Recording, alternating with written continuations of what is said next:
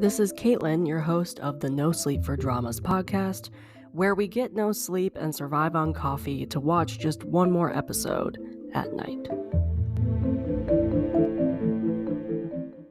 Hello, and welcome back to another episode of the No Sleep for Dramas podcast. I'm your host, Caitlin, and we are back to talk about my top non-Korean dramas of 2024. Yes, earlier this week, I released my top Korean dramas of 2024 as a special episode, and now we're back to talk about all the dramas that aren't Korean that I loved and watched in 2024. I've done this list, I think, since the blog started, like that year. We are going on almost 5 years of doing this list. If you have not checked out my top Korean dramas of 2024 yet, you can go on the blog and read it there, or go back one episode and listen to it on this podcast because it went live on Monday. 2024 was different for me. And I talked a little bit about this in my Korean drama episode, my top Korean dramas episode. Usually I'm watching Korean dramas constantly, with a lot of them being on air, and then I kind of just sprinkle in other countries' dramas to fill in the gaps. As you might have recalled from my top Korean dramas episode, I mentioned that there were some months that I was not watching a single Korean drama, airing or not, which is why I love that I watch other countries' dramas, because if I was only watching Korean dramas, I would not have been watching much in those months. Instead of wallowing in the fact that I wasn't watching any Korean dramas at the time, I picked up dramas from other countries. And so there were some months that I was watching all dramas from all the other countries except for Korea. When I made this list, what I said in my Korean dramas episode is it was easier to make that list because there wasn't a large pool to choose from with ratings, but also the fact there were some months I wasn't watching Korean dramas. This list for my top non-Korean dramas, I had a lot more to choose from because I was watching them in the months that there were no Korean dramas that I was interested in.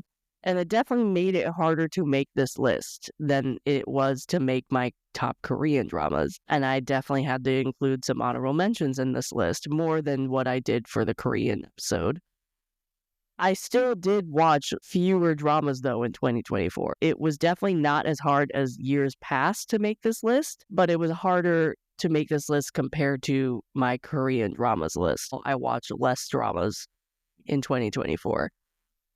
There's also a wider range of ratings in this list for 2024 than in previous years or my Korean dramas. In my top Korean dramas of the year of 2024, it was mostly 9, 9.5, and 10s. This list, there's a wider range because I didn't rate a lot of them 9, 9.5. I didn't go low. It wasn't like I'm giving you like a 7 out of 10 drama on this list, but you'll see some 8.5s, maybe an 8. But I think it was a lot harsher in the ratings when it came to the non-Korean dramas this year than I was in Korean. And maybe it was the dramas I chose to watch. I'm not really sure. I think this is an interesting list, in my opinion. I think I still have some good choices on this list. I really think ratings-wise, this is a really interesting list. Some of them definitely would not be on this list if I had more dramas to choose from and had rated things higher or differently. I'm curious to see what you guys think of this list, really, because I was surprised when I made this list a little bit of like, oh, weird. Okay, there's a bigger range of ratings for this. Okay. Just like my top Korean dramas list, this list is also in no particular order except for number 1.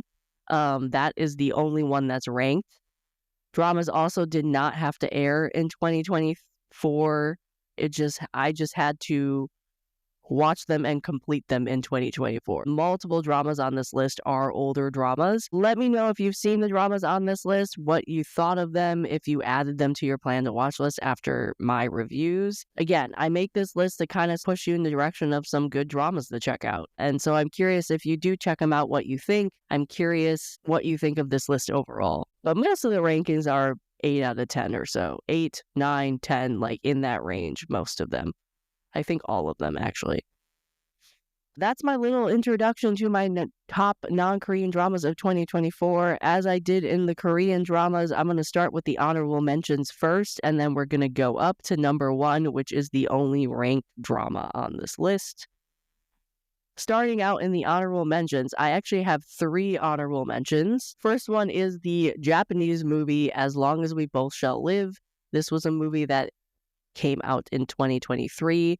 I watched it on YouTube. Not the best quality ever, but in the United States, it's really the only way I was able to find it and watch it. Got the gist of it. I still really enjoyed this movie. I'm putting it on the honorable mentions because it's a movie. It's not a drama. And as I said, this is non-Korean dramas of 2024. I was very, very happy I could finally watch this movie in 2024. It's been on my list forever to check out. If it ever comes to a streaming site, I will be the first to say it and tell you guys because it was great. I still love this movie, even if it wasn't the best quality that I watched it in. I thought the movie adaptation did the anime justice. I thought there were a lot of similarities between the anime and the movie, but also each stood out kind of on its own too. The acting was great. The production did a really good job in picking the cast to play these characters because they fit it.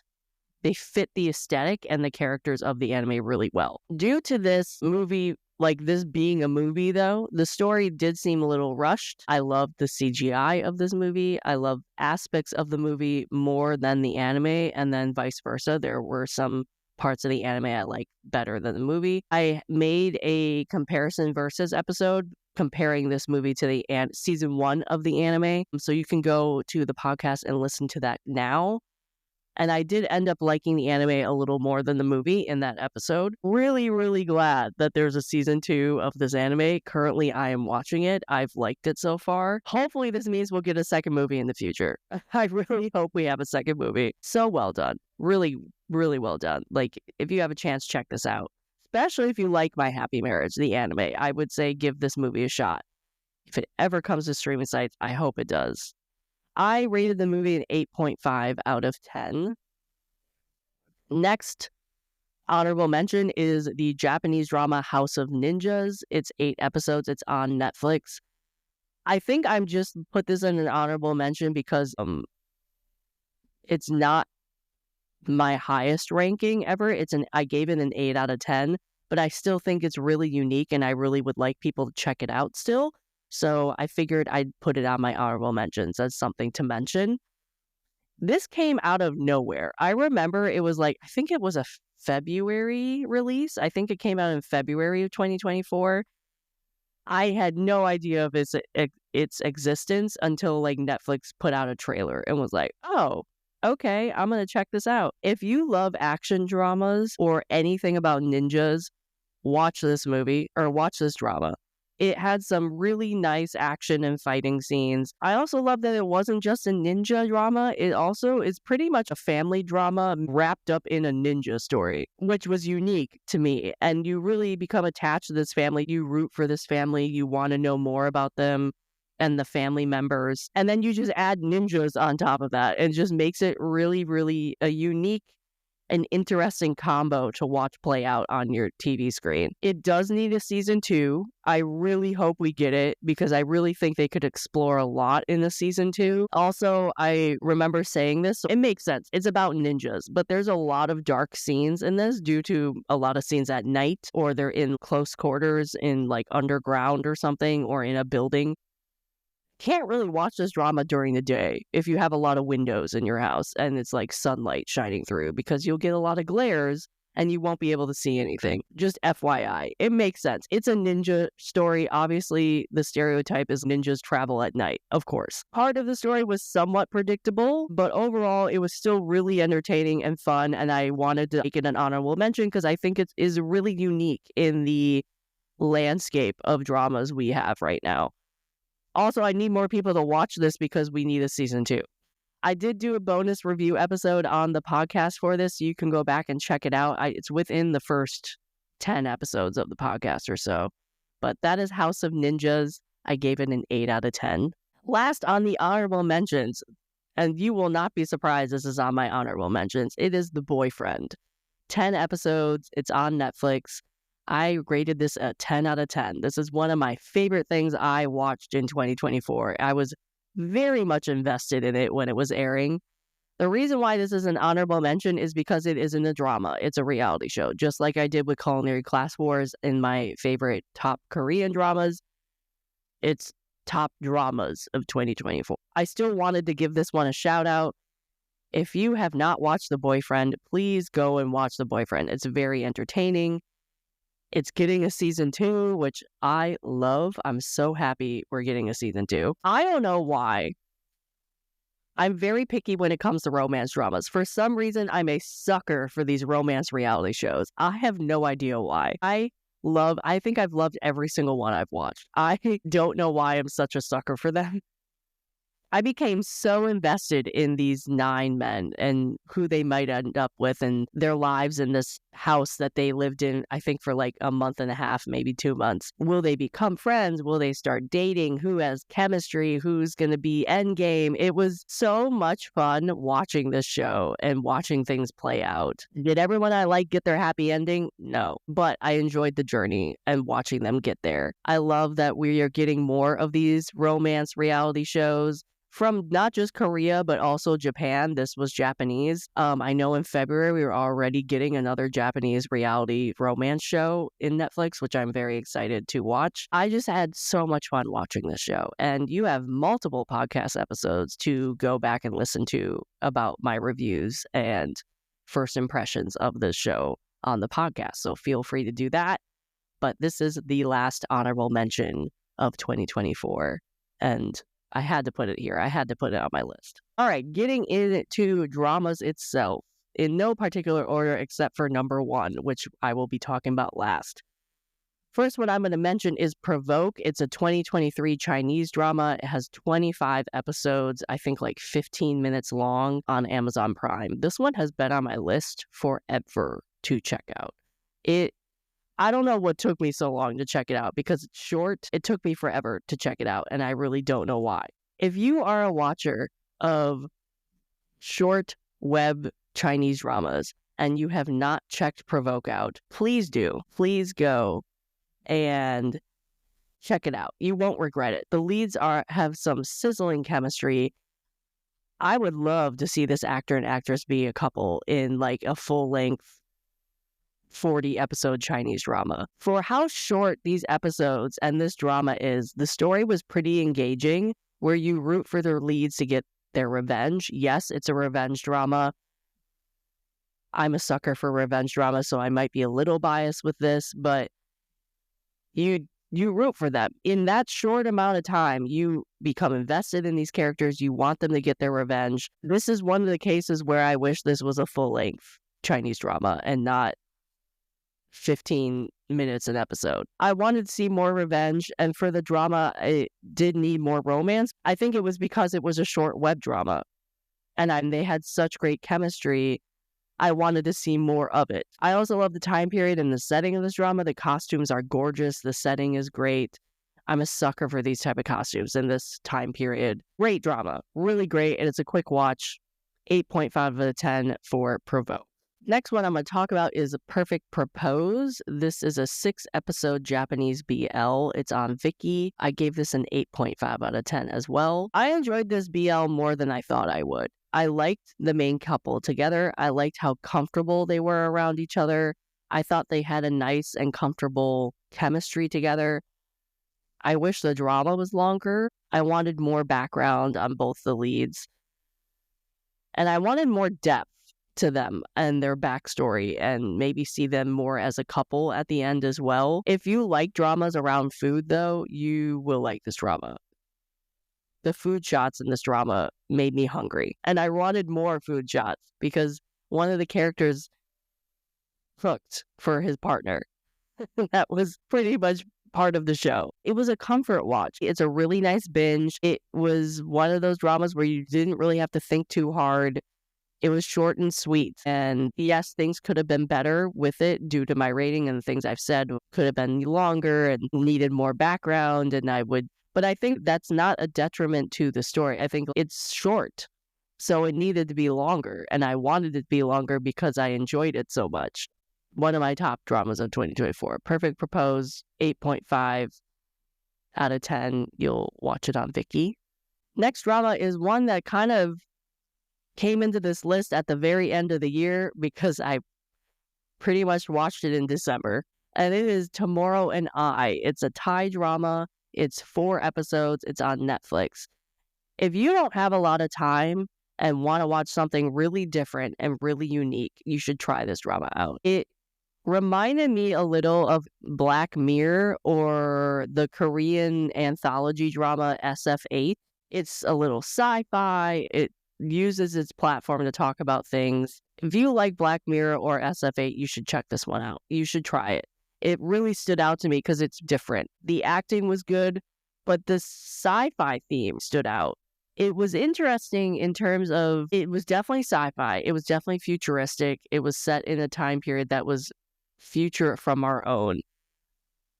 But of course, it uses its platform to discuss things that are going on right now, that are societal issues or, I don't know, human issues, I guess, like pertinent conversations that are going on right now. And they used this drama to talk about it even in a landscape that was futuristic. And they did it well.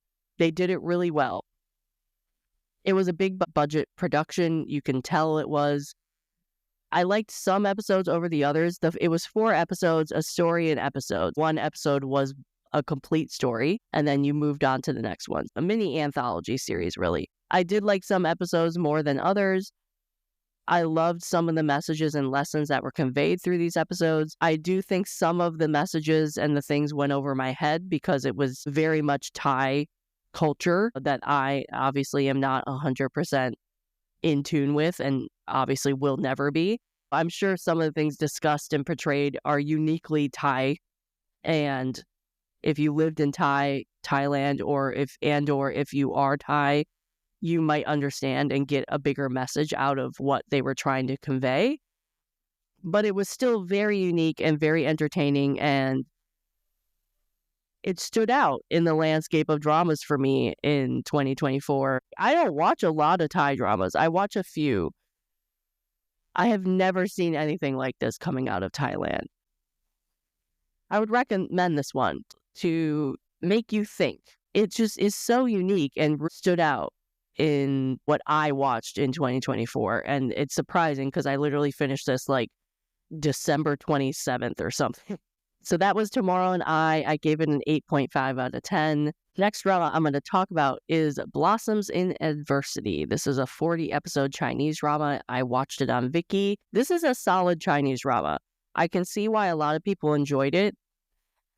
It wasn't the best Chinese drama I had ever watched, but it was solid. It was good. The main couple were cute. They weren't my favorite couple ever, but they were cute and they fit the drama. Couple was not the highlight for me in this drama, but I still enjoyed it. What I liked about this drama, though, was the female lead and how strong she was, and also just the family dynamic and how the family worked out their issues and worked on problems and supported each other. Just seeing how she and her family interacted and lived and went through life and faced the challenges that they faced in the drama. I loved watching their journey from the beginning of the drama where they lost everything to building back to what they had before they lost everything and kind of coming out on top and getting through all those obstacles that were thrown at them. I thought the journey of that was really well paced. Got to see different characters. It's an ensemble drama. You get to see a bunch of these characters, wives, brothers, sons, daughters, husbands. You get to see them grow and change from the beginning of the drama to the end. And you really root for this family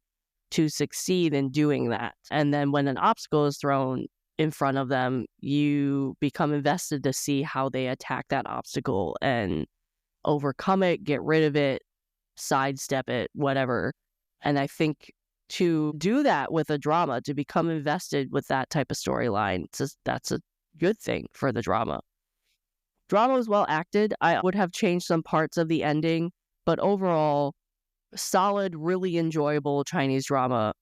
And I actually also have a podcast review out on the podcast for this. If you want to go listen to a more in-depth review of this drama from me, you can go check that out right now. But that was an 8.5 out of 10 for Blossoms in Adversity. Next up, I'm kind of going to rope 3 dramas into one, because technically it's one drama. They just split it up into 3 seasons for some reason. It did not need to be 3 seasons.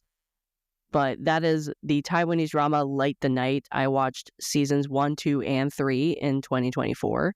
This came out in 2021 and 2022. There are 8 episodes per season.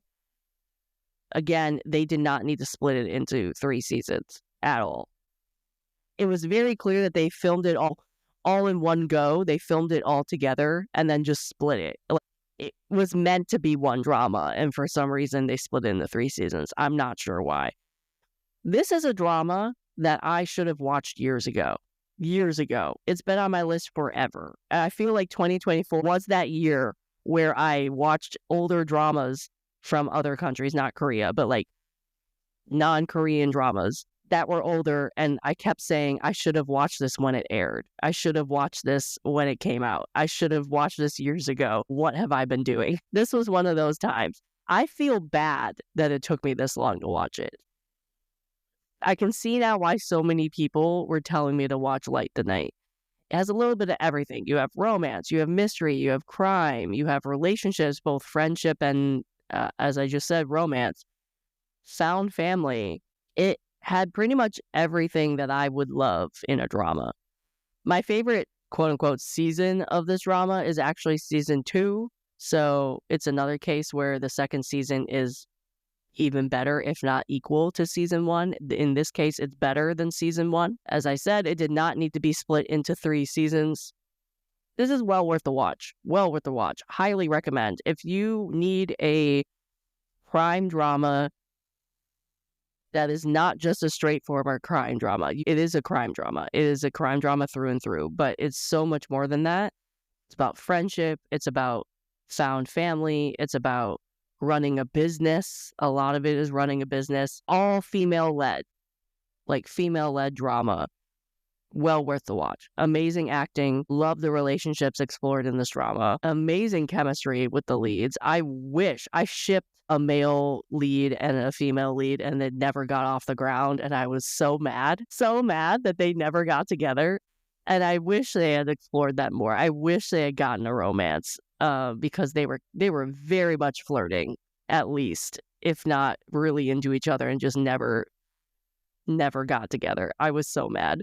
9.5 out of 10 though. I feel really bad I didn't check this out earlier. Light the Night, Taiwanese drama, 9.5 out of 10. It's on Netflix. Well worth the watch. Okay, next one I'm going to talk about might be surprising it's on my list. I know a lot of people didn't like it. I'm still going to put it here because I think it was still fun and adorable, even if maybe in hindsight it wasn't the best drama ever. So I'm going to put I Love You on this list. It is a Japanese drama, 10 episodes. You can watch it on Viki or Netflix. And I rated this pretty high, and I think I still stand by it. It was a fun, adorable rom-com. And there's a reason why Japanese dramas make some of my favorite romance dramas. And I think I wouldn't say this is my favorite Japanese romance drama. Definitely not. I have ones that I like more than this, but it's unique. It's up there. It had a unique concept of a story where a Korean came over to Japan and you had a Korean-Japanese romance. I mean, that's a unique plot of this story. Leads were cute. I thought they had lots of chemistry. Definitely did not like the noble idiocy trope that happened because it was not needed. I will agree with that, which is why it's a 9 out of 10. Did not like that whatsoever. I love the message that the audience got at the end, though, and I know other people criticize the female lead and her actions in this drama with, like, how reserved she was. I don't think I had as much of a problem with her as other people did, and maybe that's because I watch a lot more Japanese romance dramas. Maybe some people coming into I Love You had never seen a Japanese romance drama before, but it's a common, I wouldn't say trope, but it's a common thing in romance Japanese dramas that the leads are reserved in the way she was in this drama. Maybe I'm just used to it. I didn't really see it as much of a problem. Yes, there were still communication issues that still drove me up the wall. I mean, I think it happens every drama. I also did not have as much of a problem that other people did that I saw on social media with the fact they didn't sub his Korean thoughts. I know Vicky has, but Netflix didn't. That was a choice of the production, though. I mean, I thought that added something extra to the drama, and I actually liked it. But I could understand why people wanted to know what he was thinking. I found that to be like the audience connected with the female lead more because it made it more relatable. I did not have a problem with that as much as other people did, which I think is another reason why my rating is so high on this. I would still recommend this. I think it's actually a really good introduction in the Japanese romance dramas. If you didn't like her character in this drama, you might not like Japanese romance dramas, in my opinion. But I would still recommend this. It's not the best Japanese romance drama I've seen. I will say that. But I thought they were cute. I thought it was adorable rom-com. I thought their chemistry was great. I'm really curious to how this plays out. Like, it was such a hit.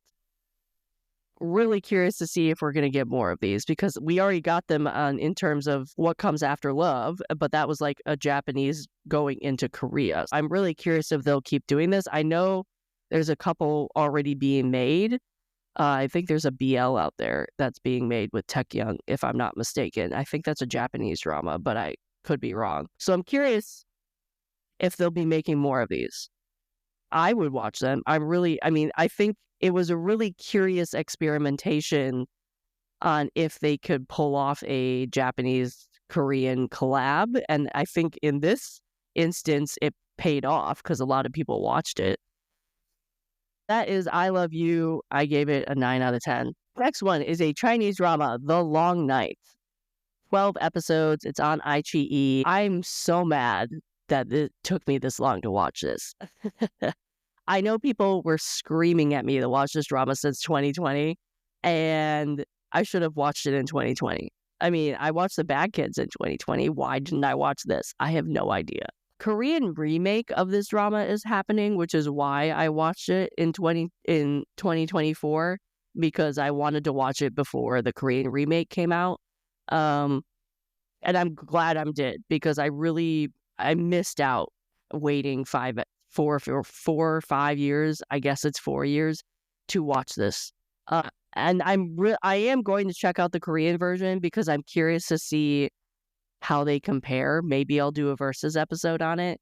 But the entire reason why I watched this when I did is because the Korean remake was coming out, and I wanted to watch the original before the remake. The Long Night was unpredictable, but in a good way. The acting was top tier. In my opinion, some of Bayu's best acting. It was hard to follow at times, but that was because so much was going on. You had 3 different timelines that you had to keep up with, but everything came together at the end and was explained, and everything was tied together. It was a treat to witness how they threaded all this together, because it was so unpredictable. I was like, how are they going to tie this all together at the end? And then they did. And I was like, my mind is blown. I don't know how they got from point A to point B, but they did. And it was fantastic. The emotions are high with this one. Again, Bayu's acting in this pulled at the heartstrings. It was heartbreaking to watch his character and his story in this drama. I can't recommend this drama enough. It was a crime drama that really leaves an impact. It's a crime drama that really leaves an impact and makes you think, and can't believe it took me this long to watch it. That was The Long Night, 9 out of 10. All right, we have 3 more to go, with my last one being my top rated, only ranked drama on this list. The next one I'm going to talk about is The Victim's Game Season 2. This was 8 episodes. It's on Netflix. God, I've waited so long for Season 2. I've waited so long. I think Season 1 aired in 2020, I want to say. I'm so happy we finally got Season 2 of this drama in 2024. I actually rewatched Season 1. I will say I did like Season 1 more than Season 2, and you do need to watch Season 1 to understand some of the things that are happening in Season 2. Not everything, but you do need to watch Season 1 to understand some of the things.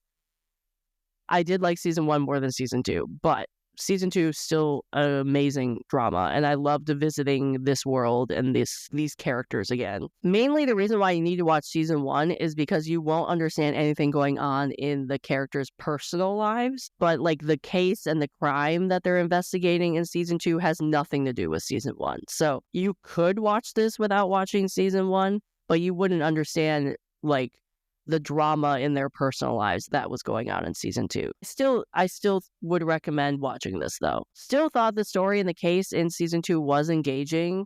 I did like the case in season 1 more. Acting was just as amazing as season 1. Amazing acting. So good. I do wish though we got deeper conversations between the characters. I felt some of the actors and the characters were kind of underutilized in season 2. Whether that was like new characters they introduced and then didn't really do anything with, or they kind of sidelined some characters from season 1. I wish they did not do that. But also there were some conversations, especially dealing with the personal drama that was going on behind the scenes of this case. They needed to have bigger conversations around that. I would have liked for them to explore that a little more than they did in season 2. Definitely needs a season 3. It wasn't like a cliffhanger or anything, but they definitely left crumbs there to do a season 3. It looked like they might. I don't know. We'll have to see what happens. I do have a podcast review out for this drama as well, both 1 and 2. I did a combined review of this, so you can go back and check those out. I rated season 1 a 9 out of 10, and then season 2, I got 8.5 out of 10 for The Victim's Game. Next drama I talk about, again, not surprised it's on this list. I'm sure you guys are not going to be surprised it's on this list. That is The Double. 40 episodes. You can watch it on Viki or Netflix. 9.5 out of 10. I had very little issues with this drama. I had some, but very little issues. Probably not surprising this is on my list. I'm sure this is on everybody's list. It was very popular in 2024. Story was really good. It was really good. I am really glad I took the time to watch this in 2024 and did not wait. There's others I did not watch yet. Hopefully I can watch them in 2025. We'll have to see what happens. I loved that we got so much revenge in this drama. The revenge was the story. Yes, there was a little romance, but that was not the point of this story. That was not the point of this drama, and I loved that.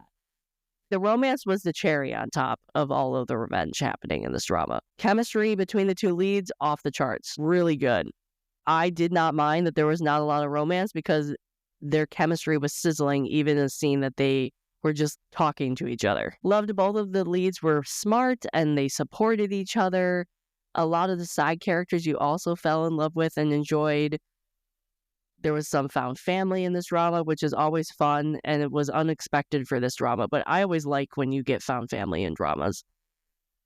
I did have a few minor issues with the last few episodes. I wish some characters got different endings. I also felt the pacing was a little off in the last few episodes. I wish there was one more episode or it was like paced out differently. I did have few minor issues with the ending too. I didn't hate it as much as other people did, but I did have some minor issues with the ending. I liked them together and had the chemistry, so I wish there was some scenes where they were actually together again or something. We'll have to see. I did a review of this drama along with other podcasters on the Daybach K Rambles podcast. You can go and check that out if you want a more in-depth review of this drama from me. And I really kind of just yelled at Jess to do a review of this drama because I wanted to watch it. It was mainly my fault that happened. But 9.5 out of 10. I mean, I can see why a lot of people love this drama. I can see why a lot of people, this was their favorite of the year. Totally agree. Really great drama. Not my number one, but really great drama. Highly recommend if you have not watched the double Chinese drama. 9.5 out of 10. All right. Moving on to my number one non-Korean drama of 2024. You guys probably will not be surprised, especially if you already listened to Liliana's end of the year drama wrap-up episode. I named this as my number one. That is Shogun. 10 episodes. Can watch it on Hulu or Disney, 10 out of 10. There was pretty much nothing I disliked about this. Again, we can kind of argue if this is actually a Japanese drama or not because it's made in by an American production company. I am just going to put it here and say it's a Japanese drama. It's not. If you go by definition, it's made in America, but they did bring over Japanese experts and have Japanese production teams and everything like that. I'm going to put it here. It's my list, whatever. If it's a Japanese drama or not, I don't know, but it's my list. I knew this was going to be my number one show of 2024, non-Korean show of 2024, the minute I completed it. The minute, maybe even halfway through, maybe 3/4 way through, I'm like, yeah, this is going to be my favorite show. This was a masterpiece. From costumes, to the acting, to sets, to the story. Literally everything was amazing. It is not surprising me whatsoever that has won so many awards and got nominated and everything. Had an amazing run at the Emmys. Definitely deserves all of those awards in my opinion. Music was great as well. I'm curious what's going to happen in the upcoming seasons because season 1 was the source material. I'm curious how season 2 and season 3 are going to play out. It was a joy to watch this every week. I watched it as it aired. I just would sit there in awe, just looking at everything, the costumes and the cinematography and how the acting happened and the character relationships and the characters played out and their stories being played out on screen. I just sat there every week just thinking to myself, this is an amazing show. And I'm so glad it got made because it almost didn't get made due to the pandemic. So I'm really glad we actually got to watch it on our screens. There's a review of this on the podcast for the drama, which I did with Jess. So you can go back and listen to it. Shogun is my number one show of 2024 that is not Korean, and my only ranked show on this list. And I'm really curious how they're going to do season 2 and season 3. I really hope it stands up to season 1 because literally I had nothing, could not find anything I disliked about this show. It was clearly number 1 for a reason. That is my list. That is my entire list of my top non-Korean dramas of 2024. You got some honorable mentions there. You got, as I said, a wider range of ratings. Maybe because I was a little harsher, maybe not, I don't know. Or maybe the quality I watched wasn't 9.5 material. I have no idea. But that is my list. What are some of your favorite non-Korean dramas that you watched in 2024? Please let me know. Please let me know if you agree with my list or disagree, or if you have watched any of the dramas on this list. Let me know some of your favorites. Maybe I need to check out other ones that I just haven't checked out yet. I know there's definitely one, Blossom, that I need to check out that I just did not have the time when it started airing. That's my list. Thank you for listening. I hope to have discussions about these dramas with you. I'm really glad that I can now make these lists because we are now in 2025, but now we're in a new drama year. So I'm really curious what's going to happen in 2025 now. Hopefully you like these episodes. Hope you agree or maybe you disagree, but agree with my list at least somewhat. Talk to me about them. I would love to hear from you. Hope you enjoyed this episode. See you in the next one. Bye. If you want to continue the conversations about dramas that were started in this episode, you can find me on Instagram, TikTok, and Blue Sky under the username No Sleep for Dramas. That is No Sleep, the number 4 dramas, just like in the title of the podcast. This podcast is also an expansion of my blog, so you can visit my blog at www.nosleepfordramas.com, the number 4 dramas.com, and find multiple years of blog posts already available at your fingertips. All links are in the description of this episode. Finally, please give this podcast a like or a follow wherever you listen to the podcast. Leaving a comment or a review also helps a lot. We love hearing ideas and feedback from all of you. Share the podcast with your friends as well. Thank you for listening.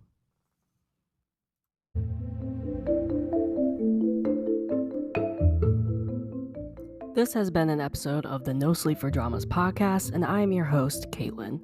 I will see you here next time, and I hope you get no sleep chasing the next episode just like me. Good night.